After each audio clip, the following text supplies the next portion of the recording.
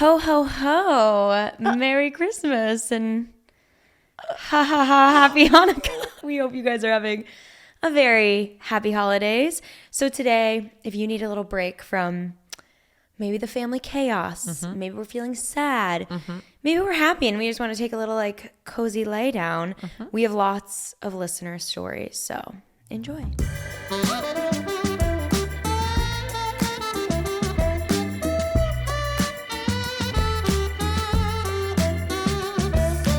So we had you guys send in your listener cues, gossip stories, advice questions to our new PP hotline. So if you didn't get yours in, don't worry. We will, of course, be continuing this at the end of every single episode. And we may read some extra stories over on the Patreon during our little holiday break. We will not be here next week, so miss us. Think about us. Cry about us. Think fondly. Jane Fonda. I was literally going to say the craziest fucking... We'll just say it. I really don't think I should. Really? It just popped in my head. Can you say it and like I'll edit it out if it's too much? Yeah, I was going to say, think of us fondly to us. I'm leaving that one in. Bleep it out, please. No, I'm leaving it. No. Please. Please. Anyways, if you want to send in questions, comments, concerns at this point, you can call us at 323-577-8857. Or if you're a little shy and don't want to share your voice, you can email us at stayinguppod@gmail.com. And you might hear your gossip story turned into an AI voice recording because that's what we did this week. Yeah, we got some good voicemails, but we also had some good emails. And so we made some little AI companions that... We said keep it consistent. Yeah. Let's have other people reading it, not our voices. You're probably sick of hearing ours. I'm honestly sick of reading too. Yeah, it takes me out of it. And then I always have to edit it so much because we're like, what happened? Yeah. What did we say? It makes me feel really bad at reading too. So some of our stories we have today are a cheating ex, a nail appointment, a narcissist, anxiety, work, how we met. My girlfriend's ex ended up in our bed. Jesus Christ. We have a lot going on, so let's just jump right in. Let's do it, baby. Oh my God, you guys are hilarious. Okay, so I'm at work, so it has to be really, really short. But basically, my ex cheated on me. I didn't know the whole time. And then when I finally found out, I was like, okay, whatever. We had broken up at the time. And then I'm like, oh my God, you were cheating on me the whole time. And I realized that this girl had booked an Airbnb with my account. And my card. So what I did is the day that they arrived, I canceled the Airbnb. And then she didn't have a place to stay, so that was very fun. And then she was calling me and I changed my number. So yep, that's the whole story. Okay, bye.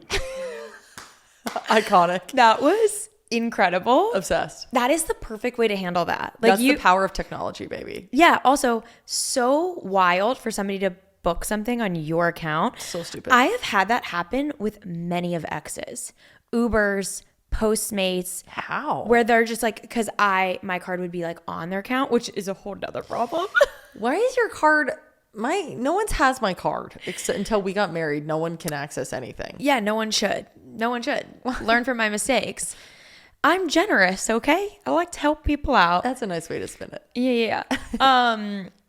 And almost every time it was like, hey, what are all of these charges? And be like, oops, didn't mean to. Like, the way that my tummy would flip out when I looked at my card and saw an Airbnb charge and then opened it and saw that it wasn't fraud. It was literally my ex. My ex with their new person. Who they like I don't know if it was a person they cheated on them with, but...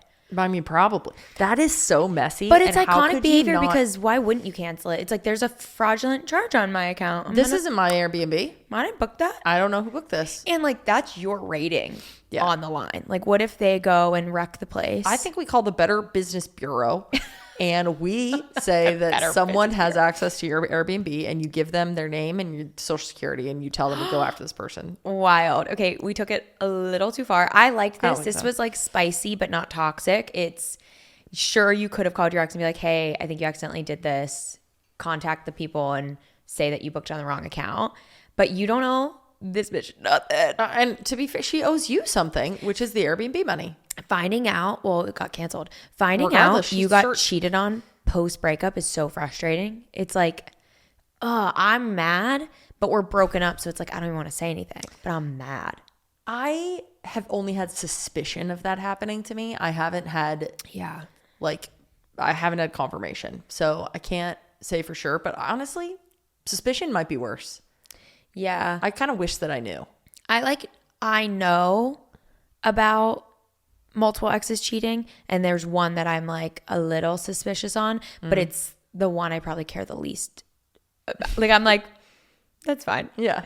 I remember Go off, girl. Have there fun. was literally a moment in the relationship where I was like, kind of hope you're cheating so I can get out. Yeah. Which is crazy. It's like, just break up. Yeah. If it gets to the point where you hope that they're like betraying you so you can end it. It's wild. Shit ain't right. I was like, I need a sign from the universe. It's like the sign is me thinking that. The sign is the thought. That was the sign. Iconic for you to call us at work. Well Let's done. get to the next. Okay, to make a really long story short, because I only have 3 minutes, I just got out of a relationship with a narcissist, and really, really bad, messy, abusive, anything and everything you can think of. Get out of here. And 2 days later, not even 2 days later, she has a new girlfriend. Initials in bio, very like middle school style, which I think is performative, but that's for a combo for another day. But this new person she's dating is her best friend. That was her best friend the entirety of the relationship. So it's hard to kind of like not question, was this shit already going on? Like, what the hell is up with that?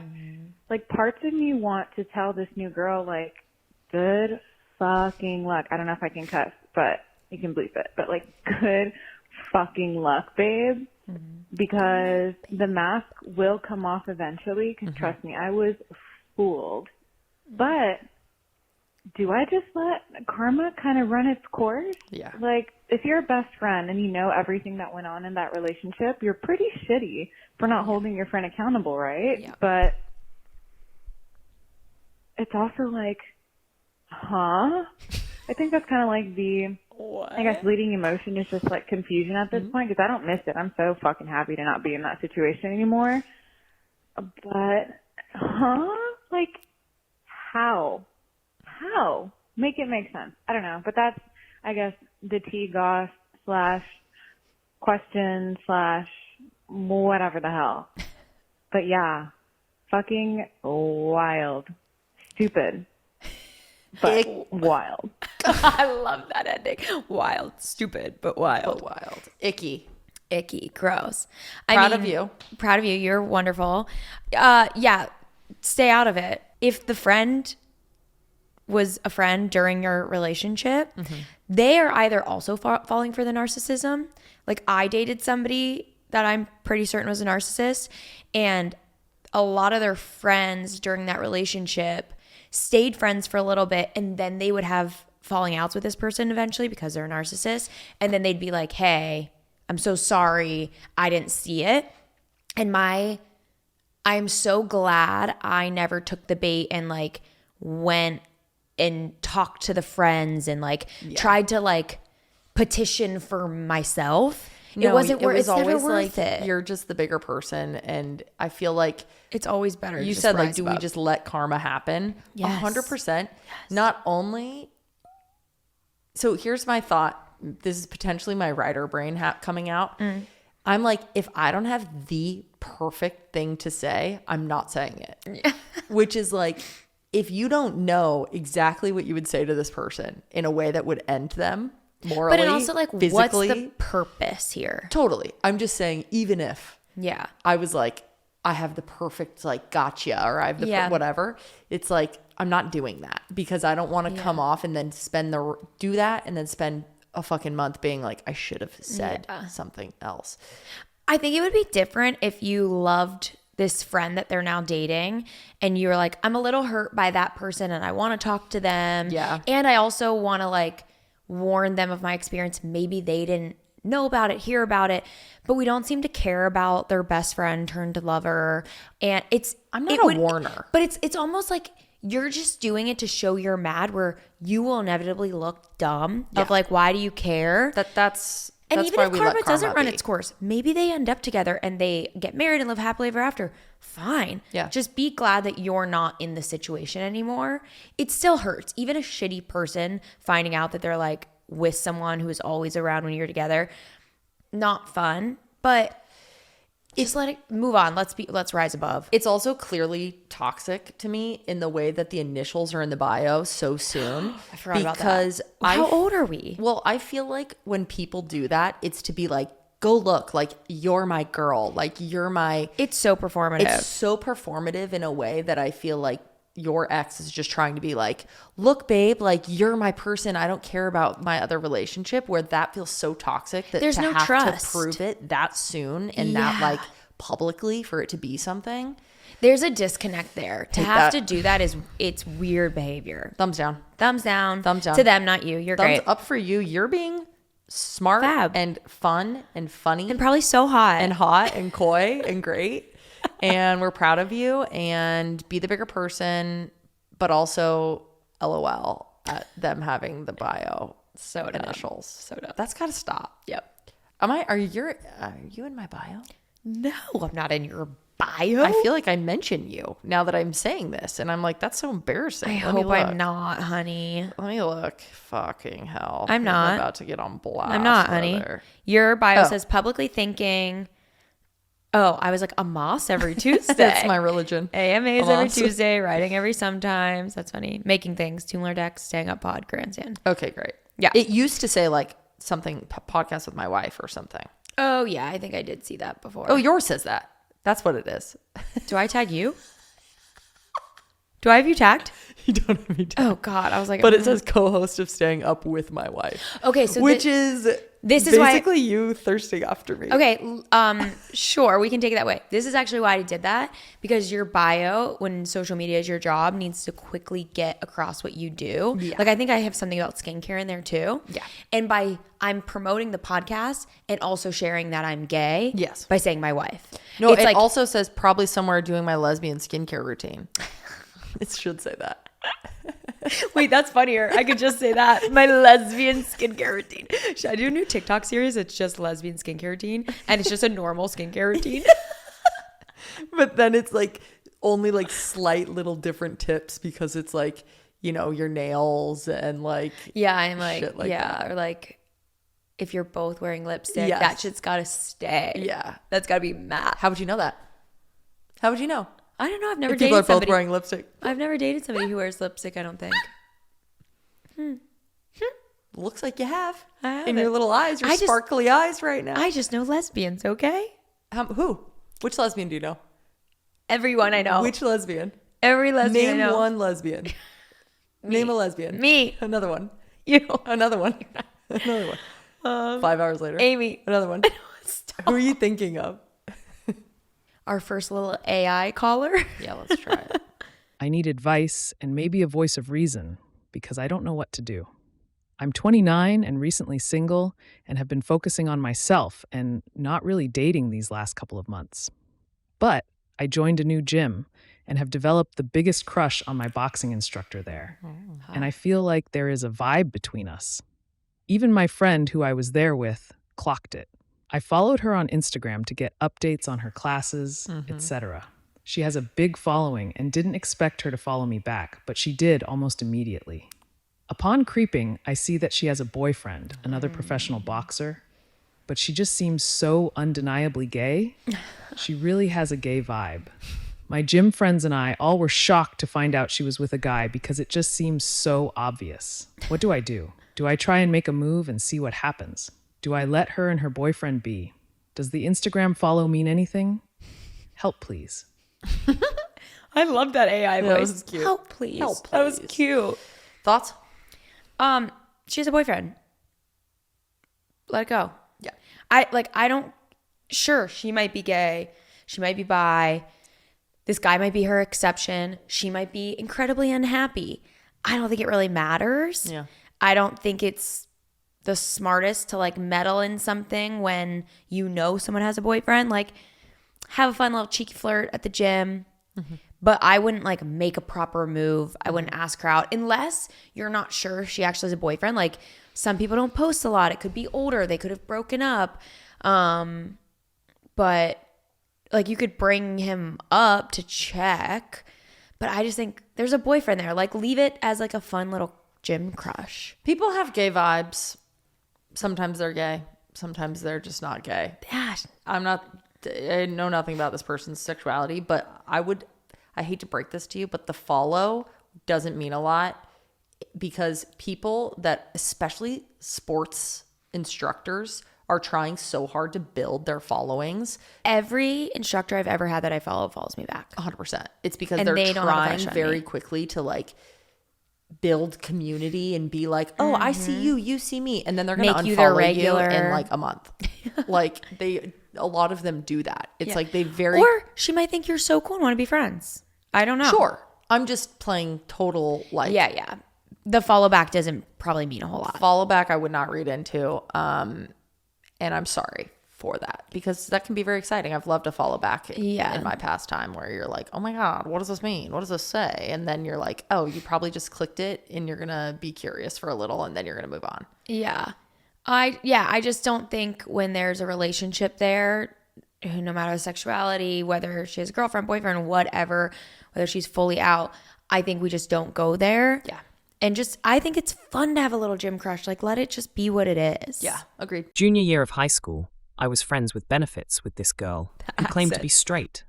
We had been flirting and super touchy for months, but never exclusive, and she would always talk about boys. We started hooking up pretty regularly, but she was still straight.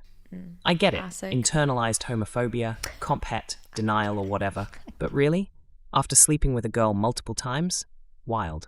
Anyways, I got fed up with it after about 3 months of us hooking up and told her to figure her shit out because I was starting to develop a crush and I did not want to keep being the experiment. About a week or two later, she accepted the fact that she was queer and asked me to be her girlfriend. I said yes, and we dated for about 3 months before the pandemic hit and everything went to shit. I was going through a lot mentally and we argued a lot, so we ended up breaking things off. A couple months later, after the lockdown was lifted, we started hooking up again. This time, no feelings were involved, just sex. She told me about this guy she liked, and I encouraged her to go after him. We stopped hooking up after that, and didn't really stay close friends or keep contact, but we still have each other on social media. Fast forward 2 years. A really good friend of mine is co-workers with this ex. One day, he tells me they're talking about their sex lives at work. Mind you, she has a boyfriend at this point, the guy I encouraged her to get with. She told my friend that sometimes she missed being with a girl. I was the only girl she had been with at this point in her life. And that she missed my boobs. My boobs specifically. She said, whenever I think about boobs, I think about hers. When I tell you I was speechless, present day, she is no longer with that man, but I wonder if my boobs still live rent-free in her mind. AI saying boobs so many times was so good, that accent. Oh my God, that was amazing. What an ego boost. Love that. Your boobs do live rent free in her head. Your boobs are so living rent free in her head that she's talking about it at work. Years later.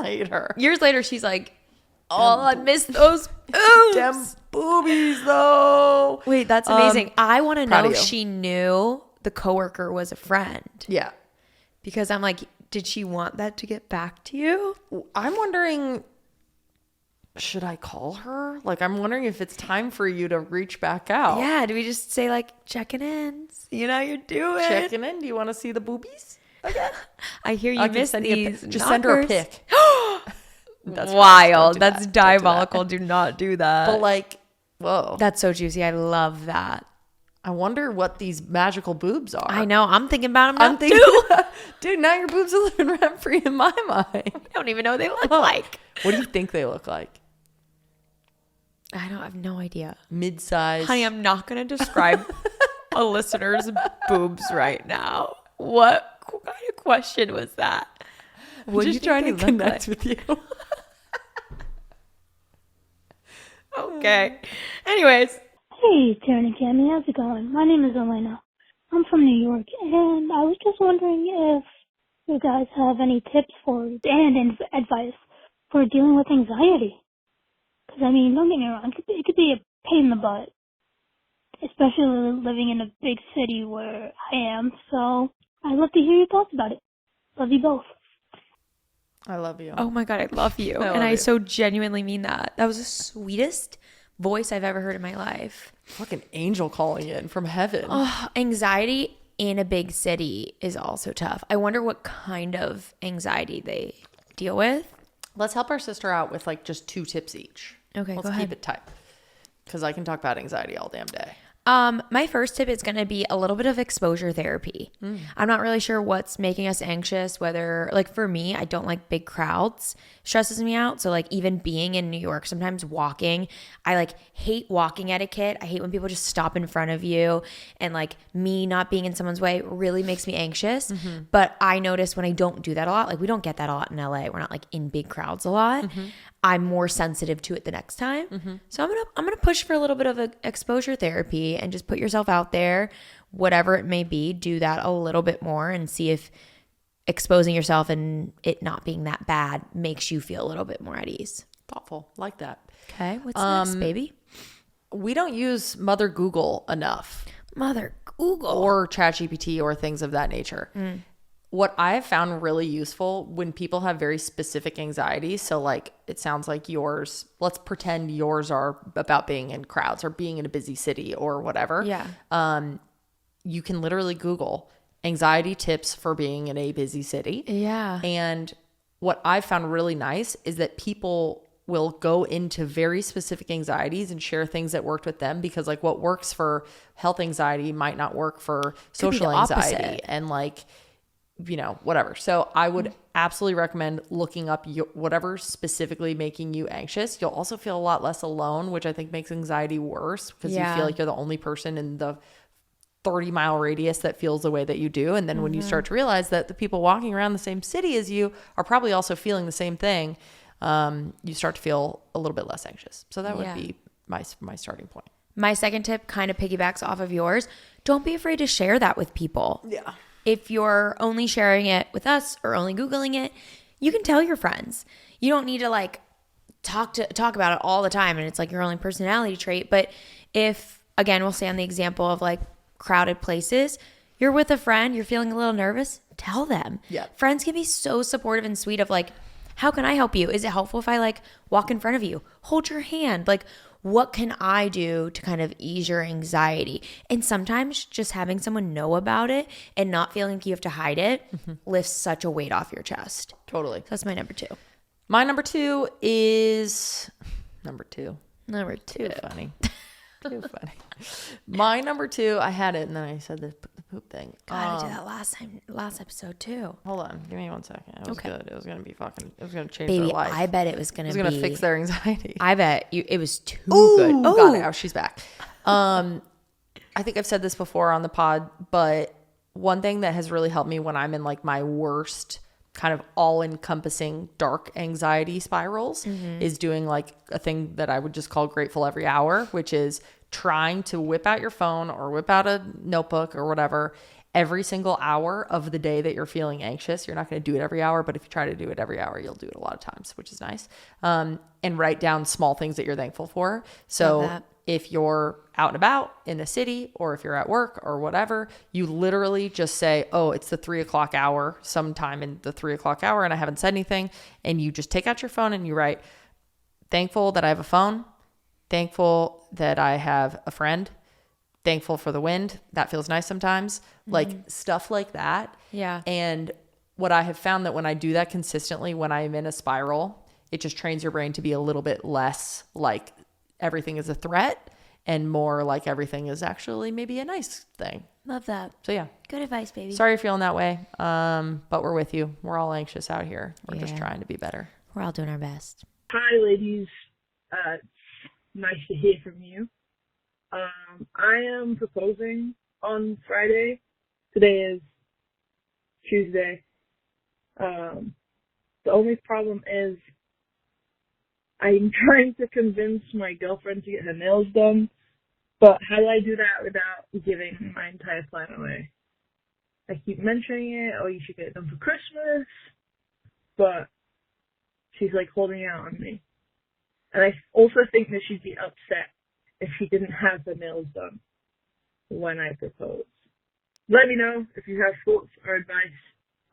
Only a handful of people also know about the proposal, so those people are also trying to help me, but she's being difficult. Thank you. Goodbye. Tale as old as time. There's always an issue. Someone's got to invent something to fix this. Yeah. It's also like you don't want to push too much because then it's so obvious. Yeah. But I feel like this is the easiest time to do it of like, hey, I got you a Christmas present, but I figured you would want your nails done for the holidays. I can either give you a gift card and you can get it done after. Like when I am trying to surprise somebody, I try to do something that's so against what I want to throw them off. Like I did this with our proposal a lot where I will give an option that would essentially ruin the plan that I'm confident enough that you're probably not going to pick that or say that. Like when I proposed to you, I offered Baby's confidant. Well, I offered that you didn't need to come with me to the venue. Mm-hmm. When I proposed to Taryn, we were going to a stadium and I said I was like doing content with them and it was a brand deal. And I had said to you like, oh, if you want to, because she was at her parents. I was like, oh, if you want to stay at your parents, like you don't need to come. We can meet up after, like whatever. I tried to throw you off the scent by being like, it's not that important. Mm-hmm. But I knew like if you said no, I was going to just have to come up with a new plan. Be like, actually, I do. Can you come? You know, yeah. I would have like I would have changed it. Yeah. But I thought that would throw you off where I feel like you could say, and I'm so sorry we're giving you advice after this has happened. So this is very helpful for you, but maybe it'll help someone else. But I would be like, oh, for Christmas, like I was going to get you a gift certificate to get your nails done, but then I figured you'd probably want them done for the holidays. Like I called, the only appointment they have is this time. Like, are you available? Do you want to go? Or do you want to save it for after? And you gotta pray that they go. And then like you tried, you don't want to ruin, it's not worth it. Like having your nails done actually for a proposal is not the end of the world. Go get your nails done after. I don't know if you're like a nail person, like not like you do nails for a career. But like you could. Mean, like you, no, like do you do your own nails? Mm-hmm. Where like sometimes Cam or me will like go upstairs. Like if we're watching TV at night, you like go upstairs and like get the nail stuff and just bring it down. And then seeing the other person do it, you're like, well, might as well. And then you just start like kind of cleaning your nails. That's what I did to you too for a proposal. And I feel that that's a good move because you definitely can't do more go get than your nails done. 3. You can't do more than 2 things. You can't do Cam's plan and my plan and her friend ask her to go get her nails done. Then it's obvious. So you have to choose 2. Yeah. You just have to like, you can't drop too many subtle hints. It's also we're closing in on it. There's only a couple days. So 2 mentions of nails is already too much. Yeah. It's like, why are you pushing me so hard to get my nails done? I think a surprise in a proposal is more important than my nails being done during a proposal. Yeah. It's fine. If it happens in the moment and I'm excited, it's kind of funny to be like, I was so caught off guard. Look how my nails look. Like, I don't want to be proposed to like this. But then you go get your nails done after. You can take a picture of the ring with your nails done. I don't find it that important, but I don't always have my nails done. So if you're a person to always have them done, I get that. Yeah, imagine her nails are all like squaggly and she normally has like perfect nails. But if she's that kind of person, she's going to want them done for the holidays. That's so true. So I'm like, we're getting too close to the holidays. Oh my God. Good luck. I hope it went well. This is going up a few days after you propose. So have fun. I'm so curious. Please let us know if her nails are done. Yeah, send us a pic of like her squaggly nail or like her perfect nail with the ring on.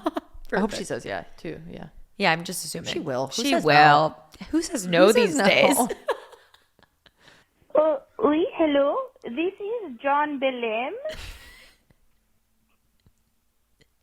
I am calling for a little bit of advice. My mother killed me. What do I do? Thank you. Big time pee-pee.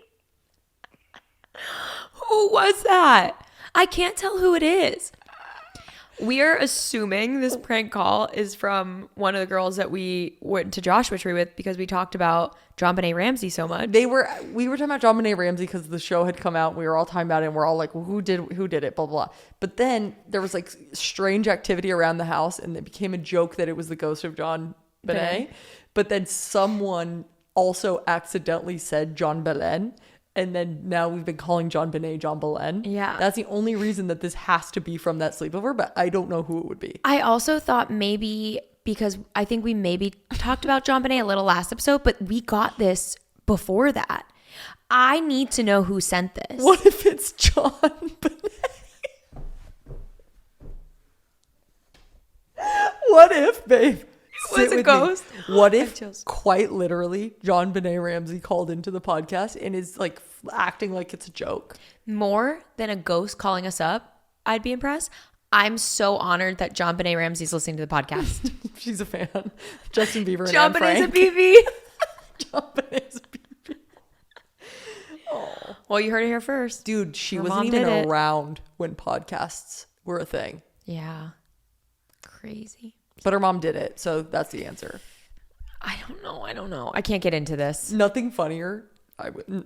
Nothing's funny about anything about John Benet. But what is funny is that this person The caller acted like she was really French. acted like she was French. I was just shocked by John Belen. They said, oui. I didn't hear that. Oh, John Belen. Who is the caller? Who did it? Show yourself. Show yourselves. I got into college last year, and I made some friends that I love very much, and that includes Soph. Me and her were always hanging out with the rest of the group, and I always knew I liked her, but at the time, she had a boyfriend, so I never said anything.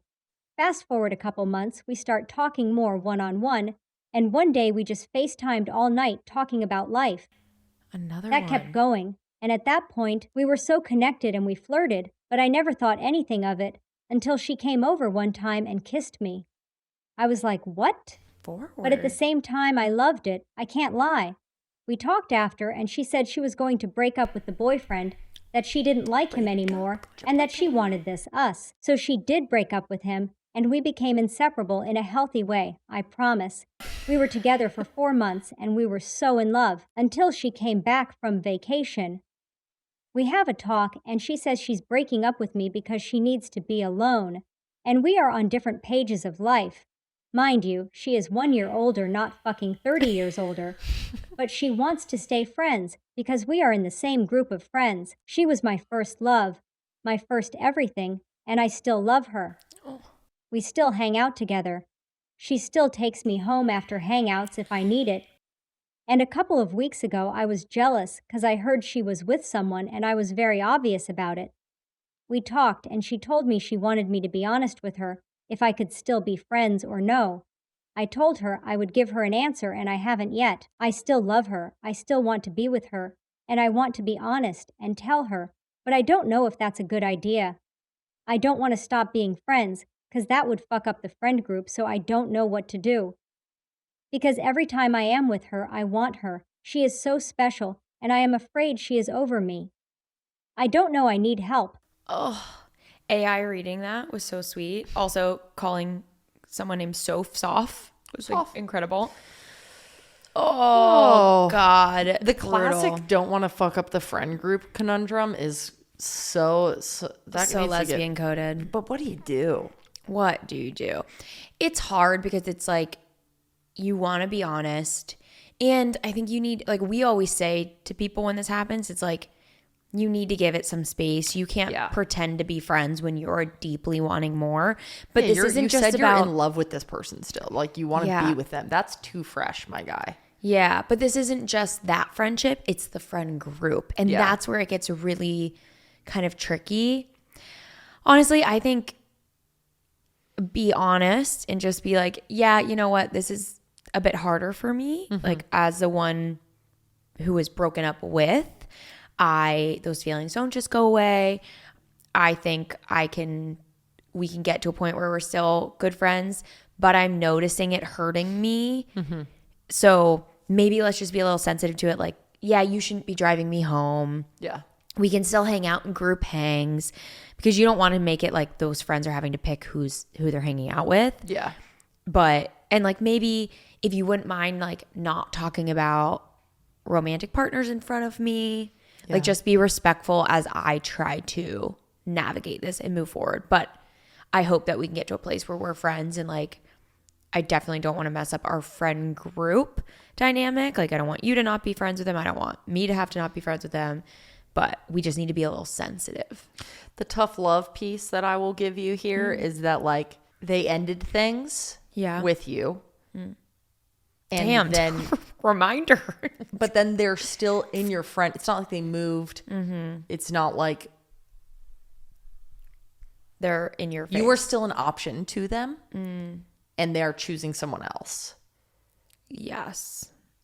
And I think that it is very easy to be like, but it was so good and it was so whatever. And it's like, but also you have to look at it for what it is. And this person spends a lot of quality time with you. They don't live in a different state. It's not that they can't be in a relationship with you for some reason. They're just choosing someone else over you. Yeah. And I hope that helps you get over them. Like things are not going to change. Don't be holding out for them to come back to you. Who knows if they're going to change or not? But like that alone makes me, if I was in your shoes, I'd be like, okay. Turn you off to That the turns person. me. I'm like I'm right here. Yeah. I think for not everyone operates that way.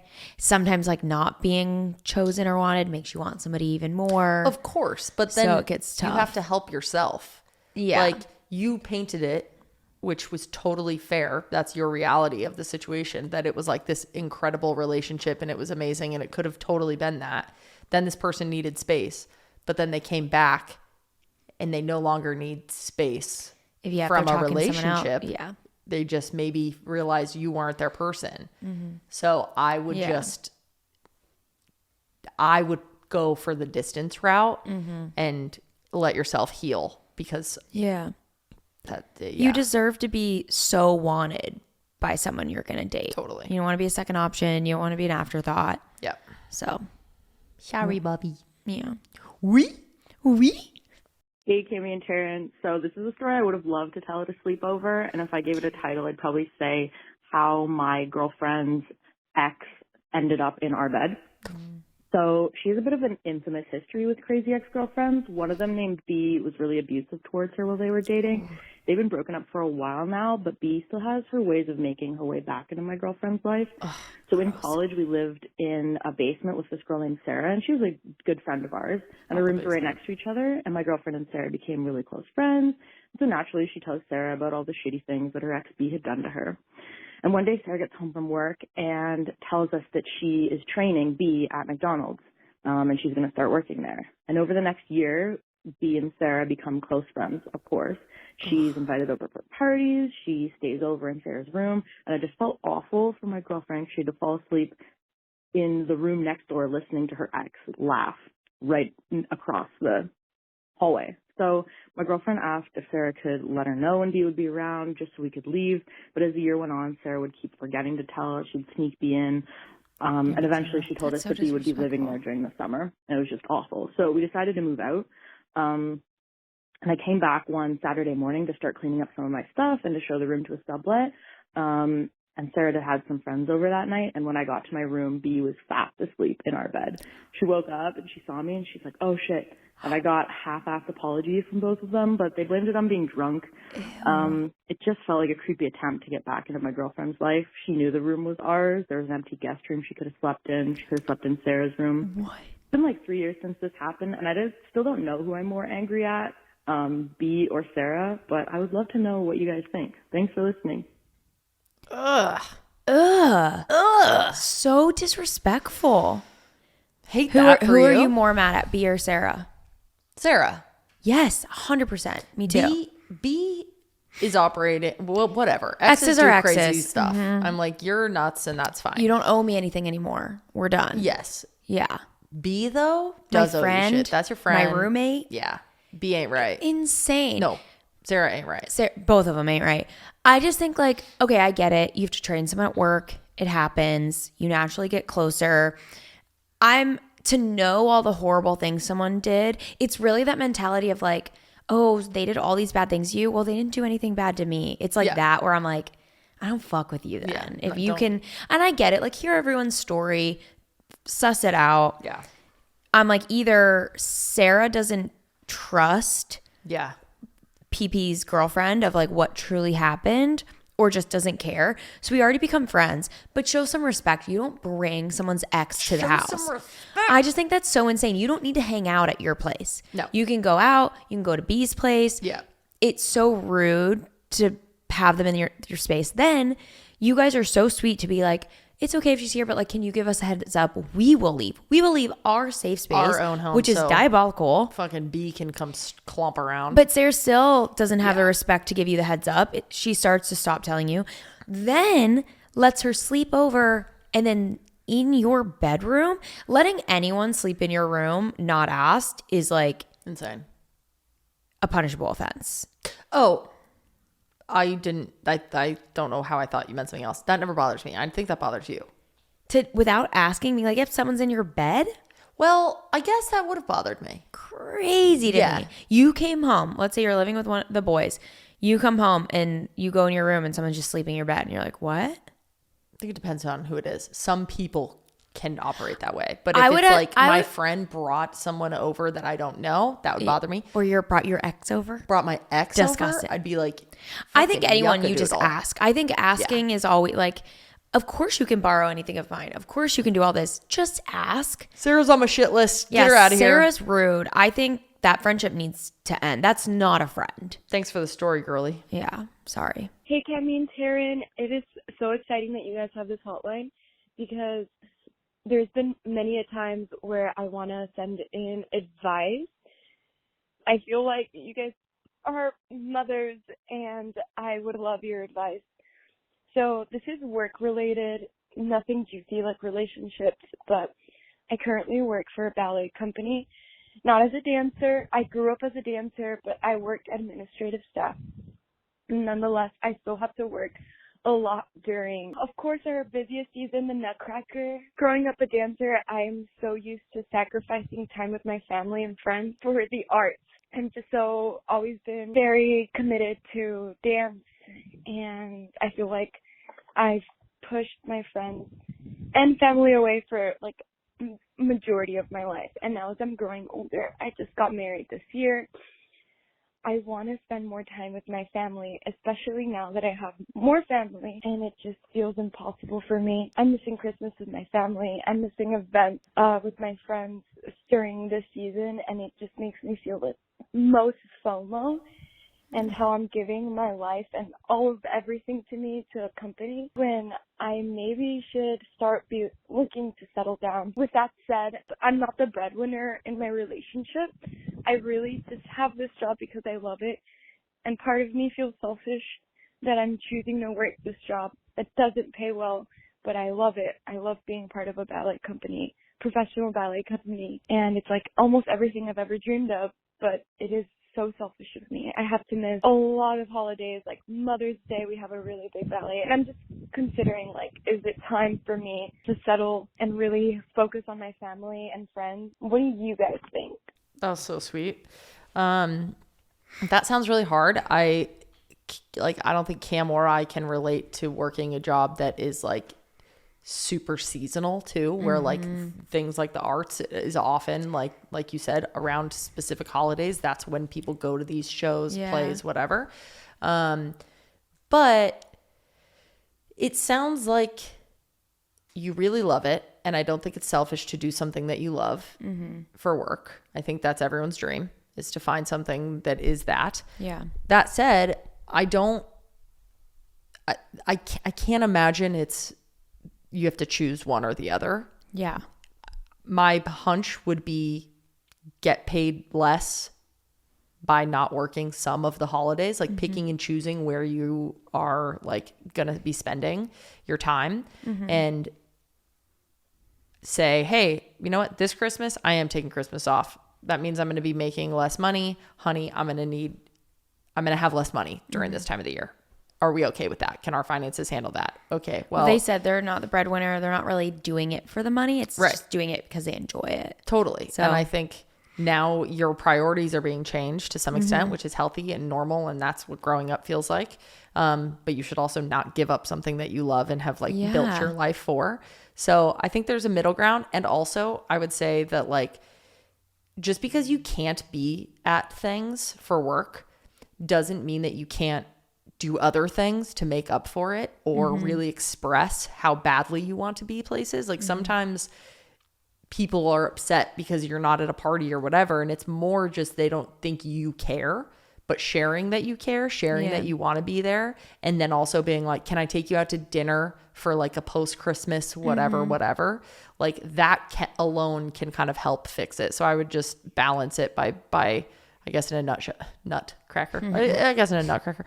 I would balance it by not doing all or nothing, like pick and choose what holidays you actually work and which ones you don't, and then being really, really present when you are actually with people, and communicating that you're sad that you can't be with them if you can't. Yeah, totally. I completely agree. I think because money isn't the priority here, taking on a part-time job at the ballet, doing something, I don't think completely getting rid of this would be valuable. You don't want to lose such a huge piece of yourself. Yeah. Find a way, like maybe you volunteer there, but I just think sometimes people give everything to their families and then things happen with families. And then if you don't have that, you lose everything. And you show up better for your family when you're serving yourself. Yeah. I think losing this, I would not just like quit and that's it. Volunteer there. Go part-time, see other ways you can get involved in a ballet or whatever it may be that brings you joy before leaving. Also, I think we get really hung up with celebrating holidays on the holiday.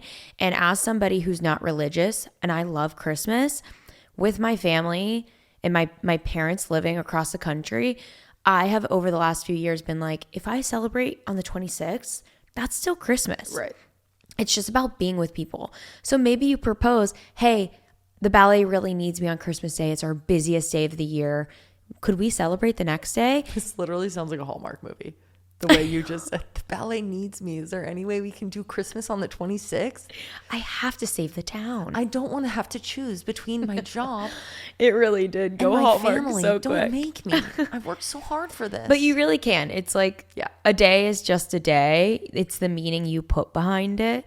And if there's a way you can celebrate earlier or later, and like your family can step up for you too. You don't have to be the only one sacrificing and making changes. So true, bestie.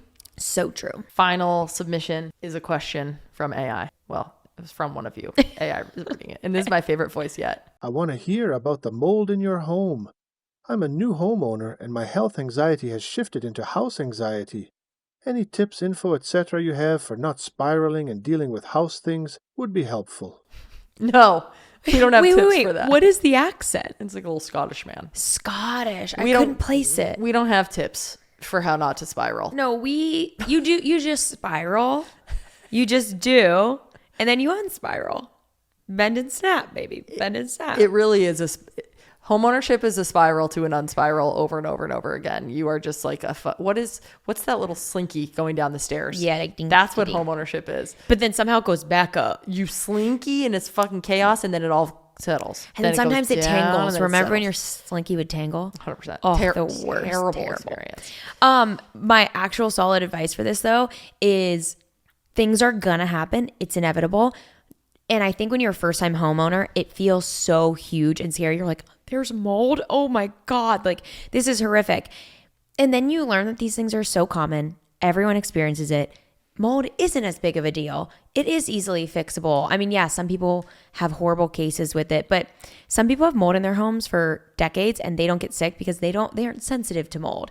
I think we kind of like, there's a big fear tactic with a lot of these home things that can happen. It's going to happen. It's not a big deal. I think take your time, find the right people to work with, ask your neighbors, because that's what we've faced. A lot of people who come in to help us fix stuff just really take advantage, especially when you're two women. The short of the mold experience that we had is that we had someone come to our house to try to tell us something about our attic. and they were, dude, my brain fog is so bad. Must be the mold. Just kidding. Honey, we don't have mold. We've talked about the mold. We don't have mold. No, but I'm getting, not everyone has heard the mold, but so I'm giving a very truncated story, which is that in the attic, we wanted to get something fixed up there, but then a guy came that's like an attic specialist who said that they also do mold remediation. And he comes out of our fucking attic. Like he's coming back from war. Literally is like, oh, it's really bad. You guys aren't going to want to hear this. He was like bracing for fucking impact. He sucks. But he scared the shit out of my poor wife. Then he came down here into our basement, looked in another spot, said the same ass thing. He's like, oh God. And we're not exaggerating. He was acting like such a He was so bitch. dramatic. He was being so mean. He's like, there's going to be $20,000. You have to do all this stuff. And he was like, let me go outside. I'm going to go to bat for you guys. I'm going to get you the best deal I can get you. Never trust people when they say that. Like, they don't owe you shit. They're not trying to get you a deal. And then he gave us a $20,000 quote for what the a mold deal. remediation. And What we a were deal. like, that's so crazy.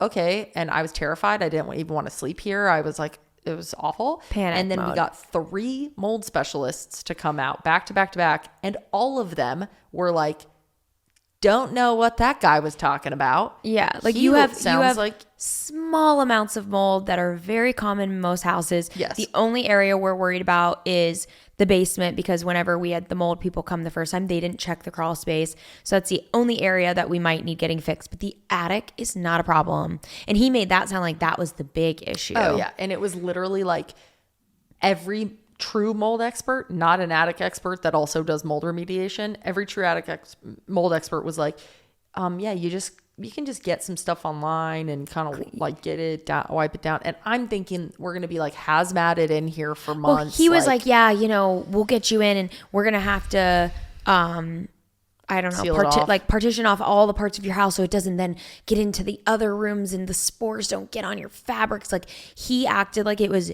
doomsday up in here, and it wasn't. All that to say, always get multiple opinions. Yes. Always ask your neighbors for people that they recommend. Yes. Even if you don't know your neighbors, you can literally put a little post-it on their door, be like, hi, have you ever had a mold issue? Trying to find someone that's trusted. Yeah.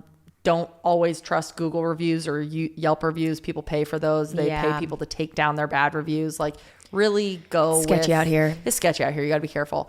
And then just try to remember that things will happen to your house and it will get better, and it sucks. But the more times that it happens, the more you're kind of like, okay, this is just what this is. Yeah, the first few times feel like the end of the world. First cuts are the deepest. Yeah. But thank you for asking us about it, and I hope your homeownership goes well. Yes. Less stressful. This was so fun. This so was fun to so hear fun. from you. AI and regular. Yeah, versions. don't forget, send in your cues. You can either email them, stayinguppod@gmail.com, or you can call in and leave a voicemail at 323-577-8857.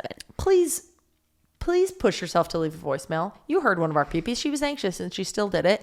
And it's so fun to hear your guys' voices. Like, we sit here and just are with each other all the fucking time, which is lovely. Yeah, we want to hear your voices. But I would love to hear you. Yeah. It makes us feel like you're really here. Yeah, it was really nice.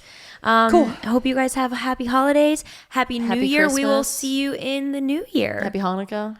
Happy everything. Happy everything. We'll see you in 2025 when we're going to fucking kick this shit up. We are going to literally change the fucking world as long as the drones don't zap us.